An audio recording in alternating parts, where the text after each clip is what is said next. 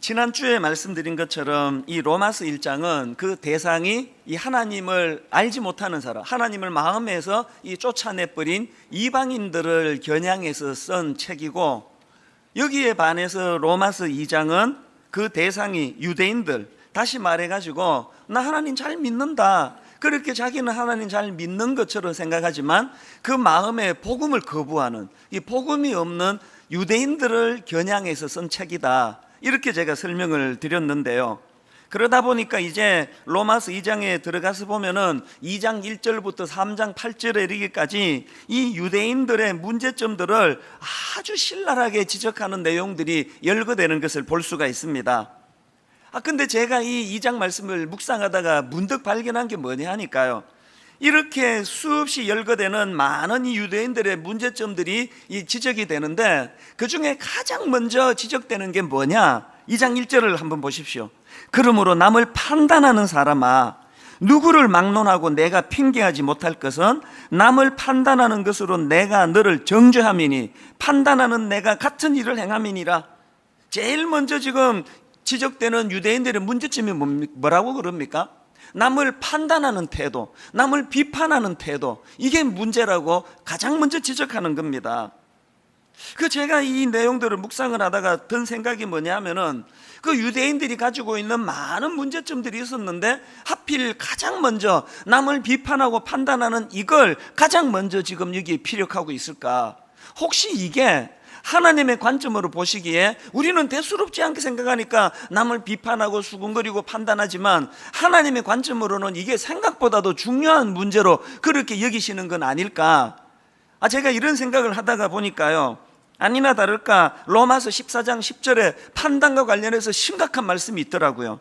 내가 어찌하여 내 형제를 비판하느냐, 어찌하여 내 형제를 업신여기느냐, 우리가 다 하나님의 심판대 앞에 서리라. 이게 남을 비판하고 정죄하는 게 이게 우리 생각보다 좀 심각한 거 아닙니까? 그러고 보면은 제가 앞에서 로마서 1장 29절서부터 하나님을 그 마음에 두기를 싫어하는, 하나님을 내쫓아내버린 그런 인생들에게서 나타나는 수많은 그 죄악의 열매들이 쭉 열거되는 그 말씀들 가운데 어떤 항목이 나오느냐 보니까 수군수군하는 자요, 비방하는 자요. 그래서 제가 이거를 보면서 이 수군수군하고 비방하는 이것들은 이게 하나님 없는 이방인들이 하는 짓인데, 오늘날 이 교회를 들여다보면은 이 이방인이 하는 짓이라고 하는 이 수군수군하고 비방하고 하는 이런 일들이 이 교회 안에 난무하고 있는 이게 뭘 의미하느냐?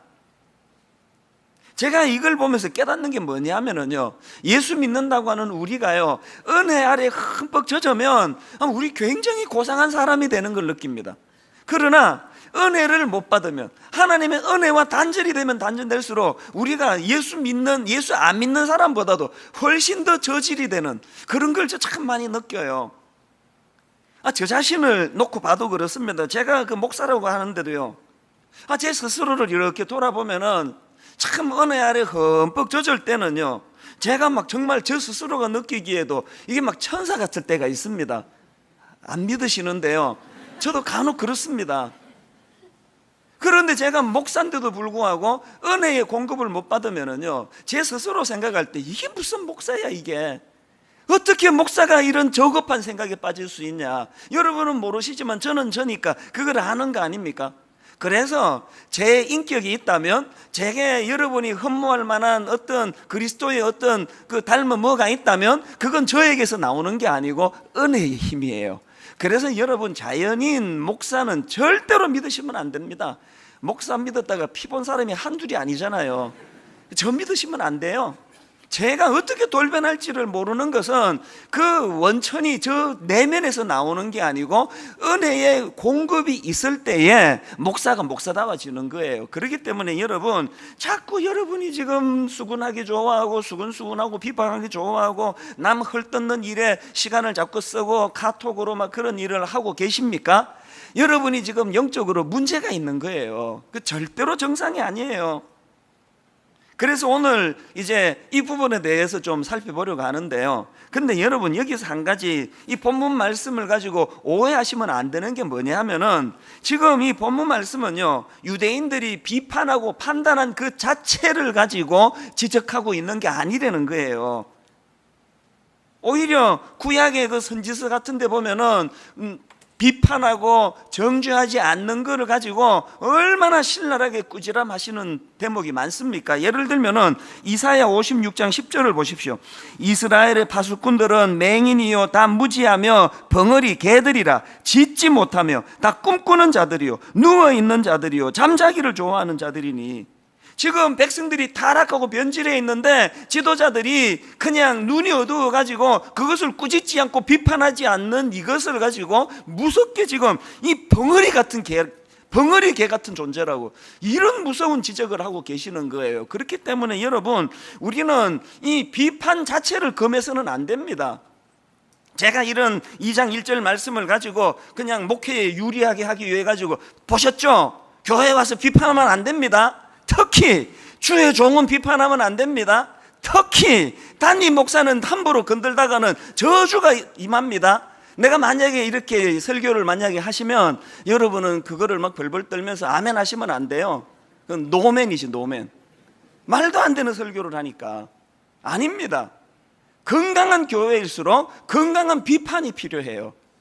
우리 모두는 다 연약한 존재이기 때문에 건강한 비판을 통해, 그래서 우리가 하나님 앞에 이 병든 비판이 문제지 건강한 비판은 누구에게나 필요하다는 거예요. 제가 이 설교를 준비하면서 이 비판이라는 단어를 제가 이 사전을 찾아보니까요, 사물의 옳고 그름을 판단하여 밝히거나 잘못된 점을 지적함, 비판은 이렇게 설명하더라고요. 이 얼마나 좋은 이 덕목입니까? 누구라서 여러분 평생 올바른 길만 갑니까? 누구라서 평생 천사 같은 생각만 하고 삽니까? 실족하고 자빠지고, 목사 아니라면 목사 할아버지라도 엉뚱한 길로 빠지고, 이러기 때문에 인간은 비판이 필요하다는 거예요.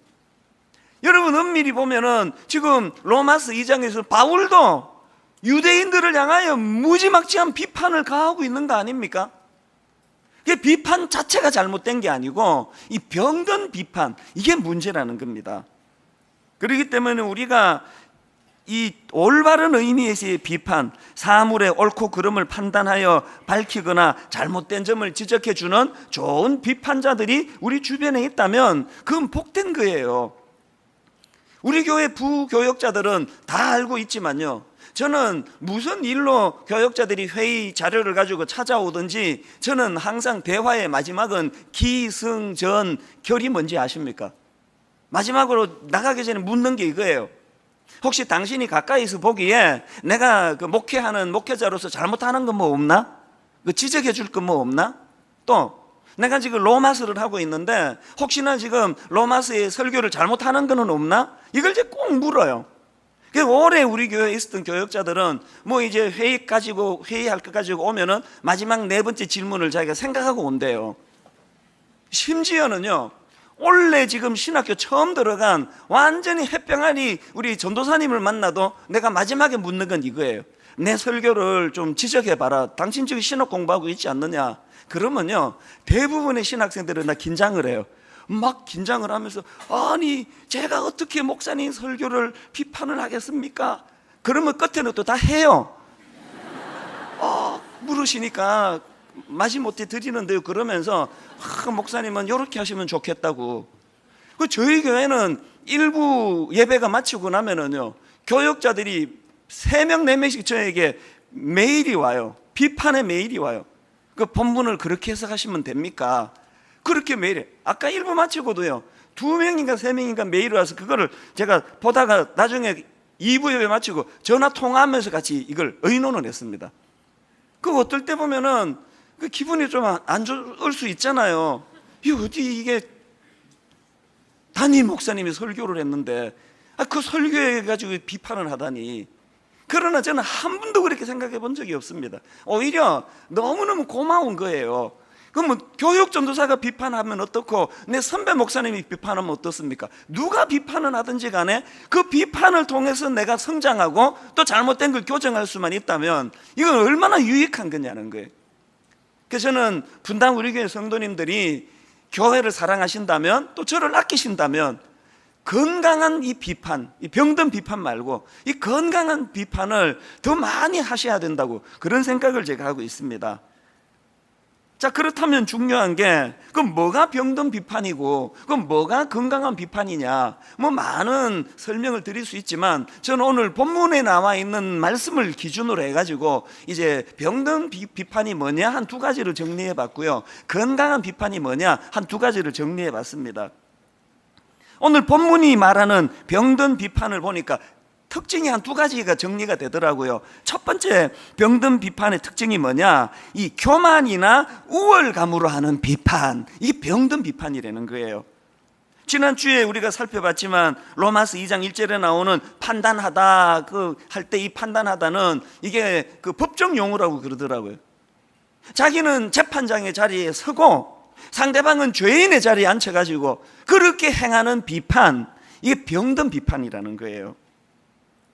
그 당시 유대인들은 자기들은 하나님의 택함을 받은 선민의식, 이게 너무 강해가지고 자기 민족 외에는 나머지는 다 이방인들은 그 인간도 아니에요. 오죽했으면은 이방인들 생각에, 그 당시 이방인들이 생각할 때 저 쓸데없는 이방인들을 왜 만들었을까? 아, 하나님이 지옥의 불쏘시개 감으로 만들려고 이 이방인들을 만들었구나. 이런 교만한 생각, 우월감을 가지고 있던 게 이 유대인들이니까 그런 교만을 가지고 하는 비판은 안 된다는 거예요. 여러분, 오늘 참 가슴 아픈 것은요, 교회의 중직자들 중에, 저 같은 목사들 중에 이 유대인의 교만이, 이런 교만을 가지고 비판하는 일들이 교회 안에 의외로 많다는 거예요. 이런 교만이나 우월감을 갖고 하는 비판이 얼마나 이게 무서운 거냐 하면은, 제가 앞에서 인용해 드렸던 로마서 14장 10절을 다시 한번 보십시오. 왜 이런 류의 비판이 하나님의 심판대 앞에서는 비판이냐? 잘 보십시오. 내가 어찌하여 내 형제를 비판하느냐? 어찌하여 내 형제를 업신여기느냐? 우리가 다 하나님의 심판대 앞에 서리라. 어떤 비판이 하나님의 심판대 앞에서는 비판이라고요? 업신여기면서 하는 비판. 치까 쉽게 말이야. 저 아무것도 아닌 인간이. 여러분, 우리가 남을 비판하는 게 문제가 아니고 이런 그 우월감, 이 교만을 가지고 하는 비판, 이 위험하다는 것입니다. 그런가 하면 두 번째로 병든 비판의 특징이 하나 더 있는데요, 자기 자신에게는 적용하지 않는 비판이 그것입니다.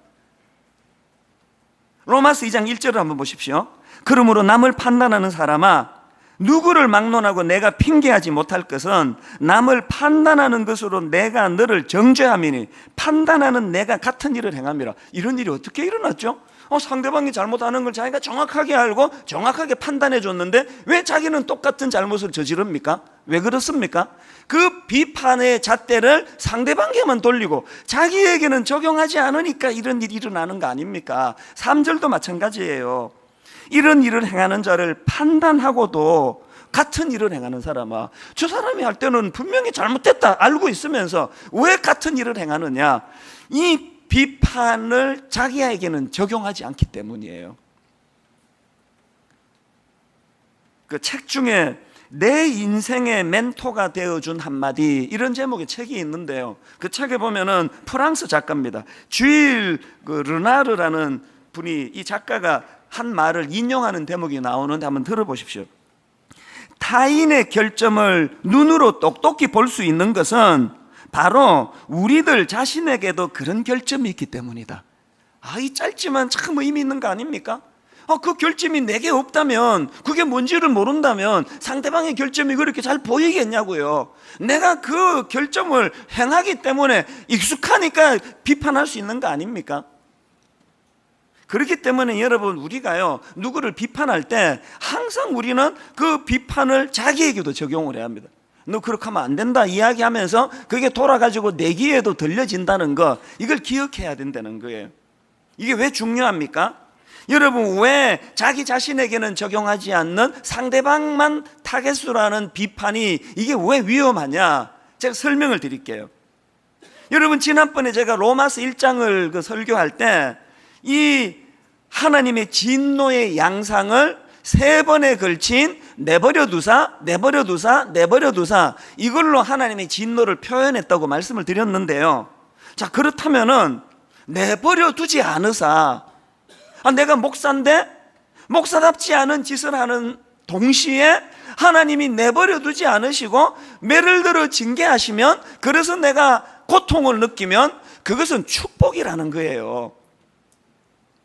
아무리 타락한 짓을 하고 저질러도 들키지도 않고 고통도 없고 하나님의 매도 없고 그러면 끝에 가서 완전히 이거는 말로 다 할 수 없는 수치의 자리에 빠지는 거 아닙니까? 그렇기 때문에 여러분, 하나님이 여러분에게 매를 드신다면 그건 축복이에요. 변장하고 찾아온 축복, 이게 예수 믿는 사람들이 겪는 고난입니다. 그렇기 때문에 제가 지난번에도 그 이야기를 한번 드렸는데요. 이제 오늘 어떤 분이 예배를 마치고 집에 가는데 갑자기 교통사고가 나서 다리가 똑 부러져 버렸어요. 그러면 이제 막 아파가지고 응급실로 달려가지 않습니까? 그러면서 이제 응급실에서 카톡을 해요. 순장님에게. 순장님, 다리가 부러졌어요. 아파 죽겠어요. 빨리 낫도록 기도해 주세요. 그러면 순장님은 다른 순원들에게 또 비상 연락해가지고 그 자매님이 다리가 부러졌답니다, 기도합시다. 그리고 열심히 기도하면은 또 다리가 또 나아요. 부러졌던 다리가 또 깨끗이 치유가 돼요. 그래서 야, 역시 기도가 놀랍다 그러면서 하나님께 감사합니다 그러면서 감사한금을 드리는 거 아닙니까? 자, 여기서 한번 생각해 보세요. 이게 모순이 뭐예요? 그 하나님은 병 주고 약 주고 하는 분입니까? 그럴 것 같으면 처음부터 다리를 안 부러뜨리셔야지. 괜히 남의 다리 뚝 부러뜨려 놓고 막 기도하면 또 막 고쳐주시고 또 감사한금 챙기고. 왜 하나님은 병 주고 약 주고 하는 분입니까? 그게 아니에요. 그렇기 때문에 제가 이제 저에게 이런 아픔 저런 고통을 당해가지고 눈물로 기도 부탁하러 오시는 분에게 꼭 해드리는 말이 있습니다. 성도님, 이 문제가 해결되도록 기도해 드리겠습니다만 그 이전에 하실 일이 있습니다. 갑자기 교통사고가 나서 다리가 부러지는 이 일을 통해서 하나님이 무슨 메시지를 주기 원하시는지를 찾아내셔야 됩니다. 내버려 두지 않으사 다리를 부러뜨리시는 이 일 속에서 내게 주시는 경고가 뭔지를 깨달으셔야 됩니다. 제일 어리석은 사람이요, 다리 막 부러지는데 거기서 아무런 교훈을 못 찾는 사람이 고생만 시큰하고. 이게 지혜로운 사람이라면, 자, 로마서 2장으로 들어가서 더 지혜로운 사람은 누구예요? 자기 다리 부러지는 고통을 통해서도 교훈을 찾아내는 게 지혜롭다면 더 지혜로운 사람은 자기 다리가 부러진 게 아니고 지금 옆에 있는 남의 다리가 부러진 그것을 보고 내 교훈을 삼으면 그거 지혜 아닙니까?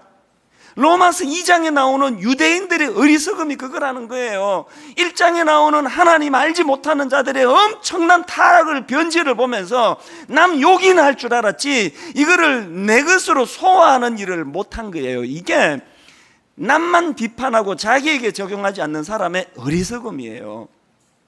제가 이걸 왜 중요하게 생각하는가 하면요, 한 3, 4년 됐습니까? 4, 5년 됐습니까? 어느 해인가 막 대형교회 목사님들이 막 한꺼번에 이런저런 사건 사고로 우리를 혼미하게 했던 그런 때가 있었지 않습니까? 그렇게 유명한 어떤 목사님이 갑자기 성추행을 해가지고 실족하는 이런 일이 있고, 또 좀 있으니까 어느 목사님이 또 그 교회 공금 문제를 뭐 어떻게 했는지는 모르지만 그렇게 하다가 막 또 감옥으로 가시고 막 이런 일도 일어나고, 그래서 혼미했던 적이 있습니다. 그래서 그때는 우리 목회자들은 335 그 문제를 이야기를 많이 했습니다. 그리고 비판을 많이 했습니다. 비판해야죠.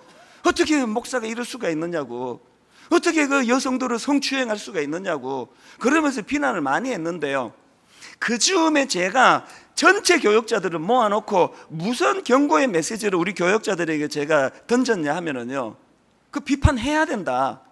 다시는 이런 일이 일어나지 않도록 이거는 일벌백계 하는 건 맞다. 그러나 비판만 하고 있으면 안 된다. 이 비판을 내게로 돌려야 된다. 이게 무슨 말인지를 제가 이제 이렇게 다윗을 가지고 설명을 보통 자주 하는데요. 자, 여러분, 이제 성경을 하나님이 왜 주셨습니까? 다윗이 막 부인 안에 남편이 있는 부인을 막 그냥 성폭행해가지고 막 임신을 시키고 막 살인을 저지르고 하는 그걸 여기다 왜 기록했습니까?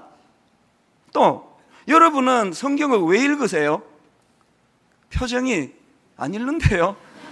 그러시니까 내가 참 난감한데요. 그 큐티는 왜 하세요? 오늘 여러분이 큐티를 하려고 본문을 딱 봤더니 다윗이 이제 막 여자를 성폭행하고 막 이제 남편을 죽이고 하는 대목이 이제 큐티 본문이에요. 그러면 여러분이 이걸 어떻게 적용합니까? 오늘의 적용. 다윗 이 자식 나쁜 자식이다. 어떻게 이런 짓을 저지를 수 있나? 천인공노할 놈. 이게 큐티 적용입니까? 하나님이 다윗의 범죄를 기록하게 할 때는 다윗 욕하고 끝내라고 주신 게 아니고 그 사건을 통해서 나는 하나님이 이 일을 통해 무슨 경고를 주시는가, 나도 다윗과 같은 우를 범하지 않으려면 어떻게 하나님을 의지해야 되느냐, 이거를 위해서 주신 게 성경 아닙니까? 제가 우리 교역자들에게 그때 던졌던 메시지가 이거예요. 똑같아. 어느 대형교회 목사님이 성폭행을 했다, 어느 대형교회 목사님이 공금을 횡령했다, 이런 일들이 터지면 그 사람 나쁜 인간이네, 그 목사도 아니네, 비난하고 끝내면 안 되고 거기에서 그것을 내게로 이것을 흡수해야 되는 거예요. 제가 왜 이걸 심각하게 생각하는가 하면요, 그 어간으로 기억이 되는데요, 저도 사실 비난을 많이 했거든요. 어떻게 이럴 수 있느냐고. 요즘에 그런 비난 가급적이면 하지 않습니다. 왠지 아시죠? 제가 그렇게 막 그 일하는 목사님들 비난하고 있을 때 하나님이 제게 경고를 주셔서, 경고를, 무슨 경고를 주신지 전에 말씀드렸죠? 그 다음은 네 차례야.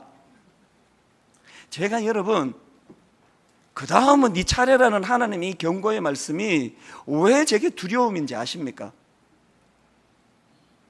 제가 20대 때 미국으로 이민을 갔을 때 이제 미국 생활 중에 스냅 사진이 이렇게 머릿속에 각인이 된 것처럼 시간이 아무리 흘려도 잊혀지지 않는 장면 몇 개가 있습니다. 그 중에 한 장면이 뭐냐 하니까요, 제가 20대 때 미국으로 이민을 가서 보니까 지미 스와가트 목사님이라고요, 그 당시에는 인터넷이 이제 없을 때니까 유명한 TV 설교가예요.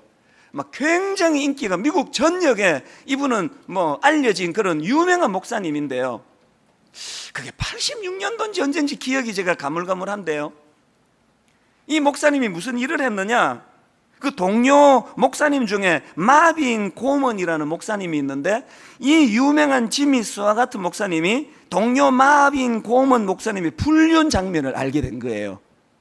목사가 그런 일 하면 안 되잖아요. 그래서 당연히 지미 스와 같은 목사님이 그 동료 마빈 고먼 목사님을 교단에 고발을 해가지고 그 일로 마빈 고먼 목사님이 이제 교단에서 쫓겨났습니다.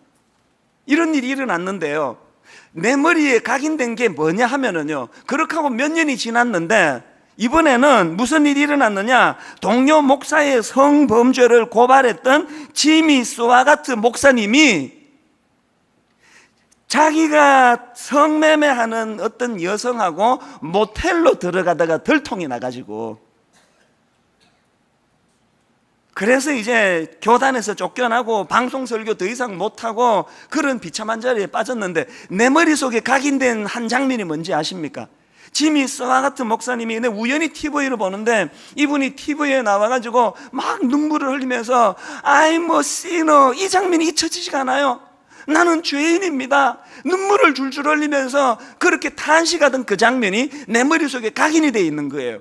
자, 여러분, 몇 년 전에 자기 동료 마빈 고먼이라는 목사가 해서는 안 되는 불륜의 짓을 저지르는 것을 자기가 목격하고 이것을 정죄하고 비판할 때, 그 비판을 그 동료 목사에게만 돌리지 말고 자기 자신에게도 돌렸더라면 몇 년 뒤에 이 수치는 피할 수 있을 거 아닙니까? 당연히 지미 스와 같은 목사님이 더 유명하다가 보니까 그 동료 마빈 고먼 목사님보다 훨씬 더 수치의 자리에 더 깊이 빠지더라고요. 오늘 우리가 남을 비판하기는 좋아하면서 여러분 그 비판의 잣대를 자기에게는 적용하지 않는 것이 얼마나 어리석은지를, 그래서 여러분 옆에 형제가 다리가 부러져도 이걸 가지고 하나님은 내게 무슨 말씀을 주실까? 옆에 목사님이 실족할 때 비판만 하지 말고 저 일을 통해 하나님은 내게 무슨 경고의 말씀을 주시는가? 이거를 자기 것으로 끌어당겨 흡수할 줄 아는 신앙, 하나님이 본문을 통해 저와 여러분에게 주시는 메시지라고 저는 생각합니다. 자, 그렇다면은요, 이렇게 이제 병든 비판의 두 가지 양상이 있다면 이번에는 이제 건강한 비판. 그럼 건강한, 우리가 취해야 될 건강한 비판은 뭐냐? 이것도 두 가지로 정리해 봤는데, 첫째로요, 뭐가 건강한 비판이냐? 복음이 지닌 긍휼의 정신으로 하는 비판, 이게 건강한 비판이라는 겁니다. 여러분 사복음서를 한번 읽어보세요. 집에 가셔서 쭉 읽어보시되 그 중에서 이제 예수님이 이제 기적을 베풀어 주시고 병을 고쳐 주시고 또 귀신을 쫓아내 주시고 이런 이적을 베푸시는 기사들을 읽어보면은요, 그 기록한 내용에 공통된 단어가 하나씩 붙어 있습니다. 그게 뭐냐 하니까 불쌍히 여기사, 영어로 보니까 compassion이라는 단어예요. 자, 한번 보시겠습니까? 몇 구절만 보여드릴게요. 누가복음 7장 13절, 주께서 과부를 보시고 불쌍히 여기사 울지 말라 하시고, 마태복음 20장 34절, 예수께서 불쌍히 여기사 그들의 눈을 만지시니 곧 보게 되어 그들이 예수를 따르니라. 마태복음 14장 14절, 예수께서 나오사 큰 무리를 보시고 불쌍히 여기사 그 중에 있는 병자를 고쳐 주시니라. 마가복음 1장 41절, 예수께서 불쌍히 여기사 손을 내밀어 그에게 대시며 이르시되 내가 원하노니 깨끗함을 받으라 하시니. 여러분 시간이 없어서 다 더 이상 못 읽어드리지만요, 예수님이 이 땅에 오셔서 치유해 주시고 병을 고쳐주시고 귀신을 쫓아내 주시는 그 모든 주님의 그 동력에는 그 일로 고통하는 인생을 향한 불쌍히 여기사. 여러분 이게 복음 되신 예수님이라면 우리가 남을 비판할 때 무슨 정신으로 해야 되겠습니까? 영어 성경에 이 부분이 컴패션으로 나오는데 이 컴패션이 뭐와 뭐가 구성이 된 합성입니까? 컴패션 할 때 이거는 함께 이런 뜻을 가진 단어 아닙니까? 그리고 패션은 뭐예요? 고통이에요. 그러니까 우리가 남을 비판할 때 어떤 마음으로 저 사람이 지금 역길로 나가고 타락의 길로 나가고 변질한 걸 비판할 때 그 비판 속에 그 형제에 대한 고통, 아픔을 느끼는 이 아픔으로 다가가는 게 건강한 비판이라는 거예요. 오늘 교회 안에서 난무하는 비판은 이 컴패션, 이 불쌍히 여기사가 담겨 있지 않은 비판이 대부분입니다. 이게 가슴 아픈 일 아닙니까? 그래서 저는 늘 그 주님 앞에 구하는 것이 몇 가지 있는데 그 중에 하나가요, 제가 많은 우리 부목사님들을 섬기다 보니까 비판해야 될 때가 많아요. 담임 목사의 역할이 그거 아닙니까? 화요일마다 지적하고 야단치고 이런 일이 많습니다. 그래서 하나님께 뭘 구하느냐? 하나님, 사랑하지 않고는 비판하지 않게 해주세요. 이게 참 실천이 어려워요. 너무너무 어려워요. 그래서 구하고 또 구합니다. 하나님, 사랑하는 마음이 없으면 비판하지 않게 해주세요. 여러분에게 오늘 한 가지 도전을 드릴까요? 여러분 이번 한 주간 동안 이 복음의 능력, 이 복음이 깃든 이런 삶을 한번 살아보기를 원하십니까? 별로 안 원하세요? 복음의 능력, 십자가의 능력으로 한번 살아보기를 원하십니까? 한 가지 실천하시면 돼요. 뭘 실천하느냐? 한번 따라해 보십시오. 사랑하지 않으면 비판하지 말자. 사랑하지 않으면 비판하지 말자. 저도 한 주간, 여러분도 한 주간 한번 실천해 보시겠습니까? 사랑하지 않으면 비판하지 않겠다는 이 결단, 이 의지 속에 성령님은 우리로 하여금 복음으로 인도해 주시는 은혜를 주실 줄로 믿습니다. 자, 그런가 하면 두 번째로, 어떤 비판이 건강한 비판입니까? 상대방을 깨우치고 상대방을 살리기 위해서 하는 비판, 이게 건강한 비판이라는 겁니다. 지금 바울이 로마서 2장에서 유대인들을 향하여 신랄한 비판을 퍼붓고 있는데 그가 왜 그렇게 할 수밖에 없는가를 로마서 2장 2절에서 이렇게 설명합니다. 어떤 일을 행하는 자에게 하나님의 심판이 진리대로 되는 줄 우리가 아노라. 바울이 왜 유대인들을 그렇게 신랄하게 비판한다고요? 유대인들이 지금 저대로 내버려 두면 저들이 하나님의 심판을 받을 수밖에 없기 때문에 방치할 수가 없는 사랑의 마음으로 신랄하게 비판한다는 거예요. 이 바울의 비판이 유대인들의 비판하고 결정적으로 다른 차이가 있다면 이거 하나예요. 여러분, 우리에게 이 애절한 마음이 있습니까? 오늘날 교회가 병들었다고 생각하는 게요, 교회 안에 이 바울의 애절함, 상대방을 깨우치고 상대방을 살리고자 하는 이런 절박한 마음으로 하는 비판은 눈 씻고 찾아보기가 어려운 게 우리 현실 아닙니까?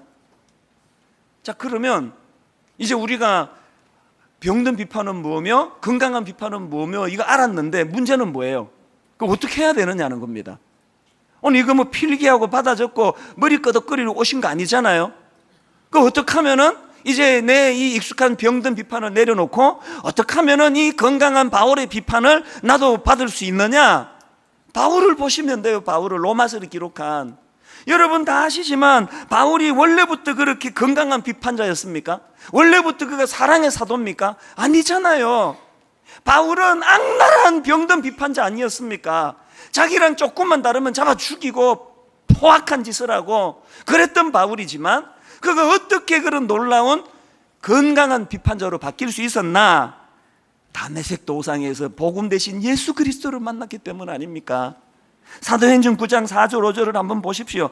땅에 엎드러져 들음에 소리가 있어 이르시되 사울아 사울아 내가 어찌하여 나를 박해하느냐 하시거늘 대답하되 주여 누구시니까? 이르시되 나는 내가 박해하는 예수라. 여러분, 건강한 비판자로 덧입을 수 있는 것은 내 노력으로 되는 거 아닙니다. 내 인격으로 되는 거 아닙니다. 자격 없는 자에게 임했던 하나님의 은혜. 그래서 바울은 로마서 3장 9절에서 이렇게 선포합니다. 그러면 어떠하냐? 우리는 나으냐? 결코 아니라 유대인이나 헬라인이나 다 죄 아래에 있다고 우리가 이미 선언하였느니라.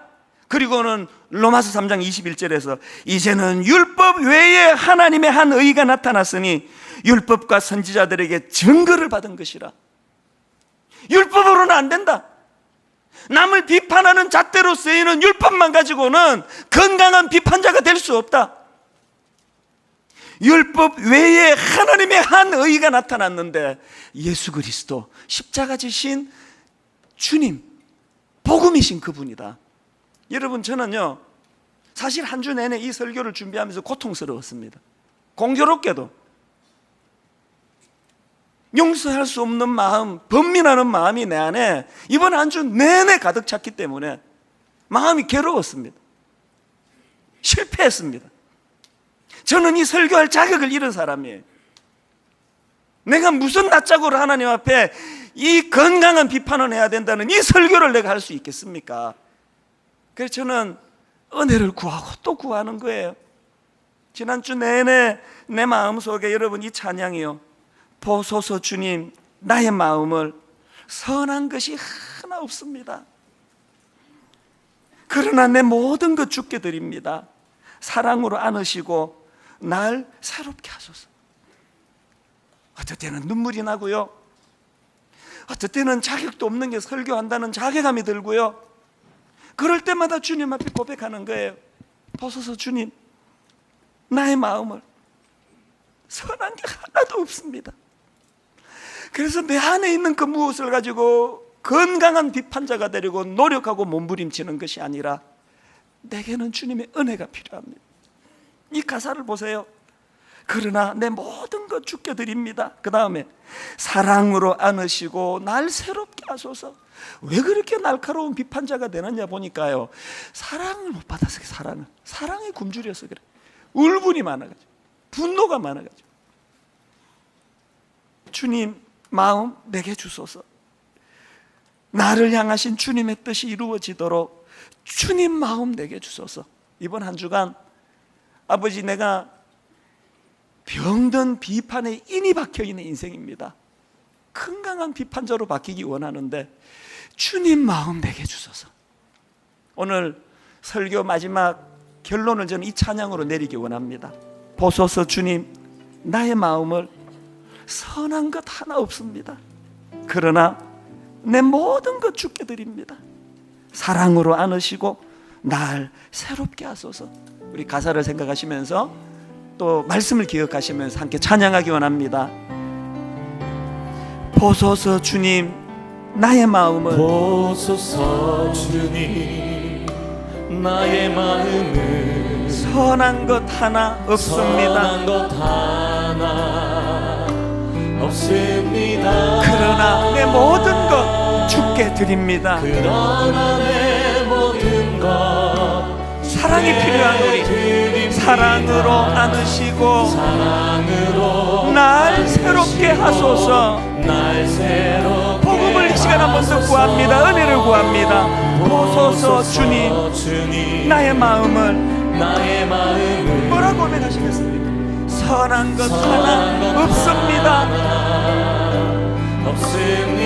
그러나 내 모든 것 주께 드립니다. 그러나 내 모든 것 주께 사랑으로 안으시고 사랑으로 날 새롭게 하소서. 날 새롭게 여러분, 은혜가 필요한 우리들이에요. 주님 마음 내게 주소서. 내 아버지, 주님 마음 내게 주소서. 나를 향하신 주님의 뜻이 이루어지도록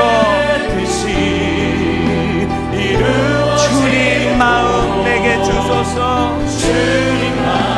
여러분, 이렇게 간절히 구하십시오. 내게 사랑을 가르치소서. 내게 사랑을 가르치소서. 당신의 마음으로 용서하게 하소서. 당신의 사랑으로 성령님 은혜를 구합니다. 주의 성령 내게 채우사 주의 길 가게 하소서. 주님 당신 마음 주소서. 당신 마음 주소서. 주님 마음 내게 주소서. 주님 마음 내게 주소서. 내 아버지, 주님 마음 내게 주소서. 나를 향하신 주님의 뜻이 이루어지도록 주님 마음 내게 주소서.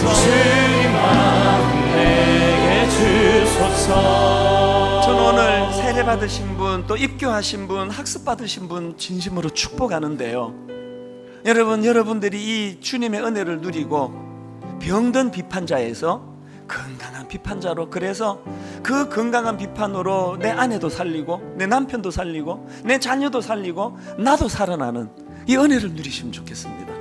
오늘 단으로 초청해서 축복은 못하지만 우리 세례 받으신 분 자리에서 일어나시면 우리 교역자들이 정성껏 준비한 작은, 그러나 하나님 은혜가 담겨있는 꽃을 여러분에게 선물할 텐데요. 여러분, 우리 입교 받으신 형제도 자리에서 일어나시면 좋겠습니다.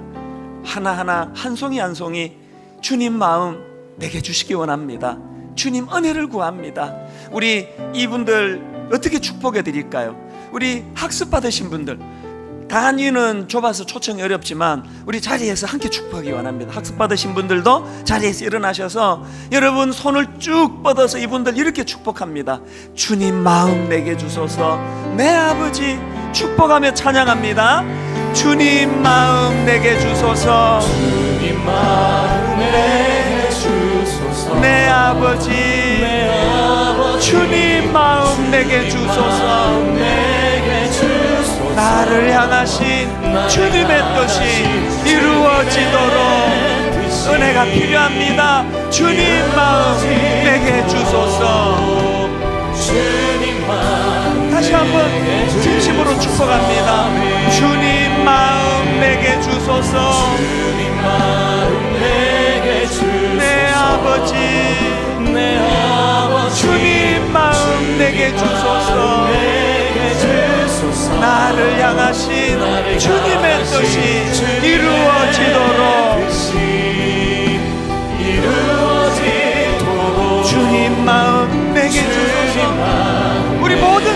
주십니다. 자리에서 일어나십시오. 선포하십시오. 주님 마음 내게 주소서. 내게 주소서. 내 아버지, 내 아버지 주님 마음 내게 주소서. 내게 주소서. 나를 향하신 주님의 뜻이 이루어지도록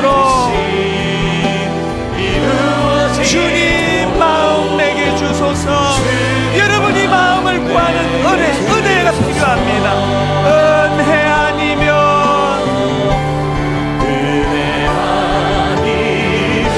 나서지 못하네.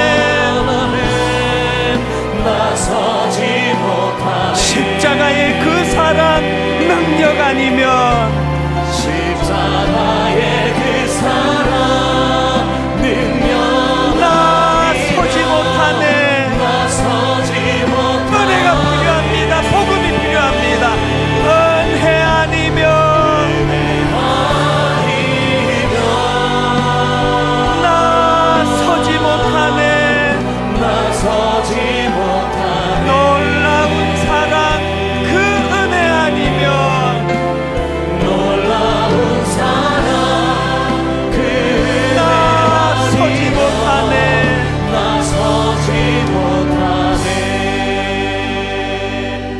같이 기도하시겠습니다.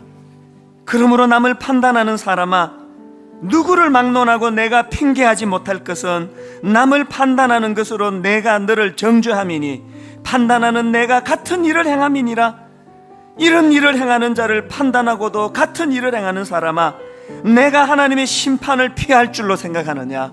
하나님, 이 두려운 하나님의 경고의 말씀을 복음으로 받아내기를 원합니다. 아버지, 고백합니다. 저는 병든 비판에 익숙한 사람입니다. 의지로 노력을 해도, 인격으로 노력을 해도, 어릴 때 받았던 가정교육의 힘으로 노력을 해도 하나님이 병든 비판을 벗어날 수가 없습니다. 그래서 주님 구합니다. 주님 마음 내게 주시옵소서. 불쌍히 여기사 연약한 이웃을 향한 컴패션, 같이 아픔을 나누고 고통하는 아버지, 주님 마음 내게 주시옵소서. 십자가 지신 그 주님, 그 마음이 내 안에 이식되고 그 마음이 내 안에 들어와서 주님, 파괴적인 병든 비판하는 자리에서 사람의 영혼을 살리는 건강한 비판자의 자리로 옮겨가도록 은혜 내려 주시옵소서.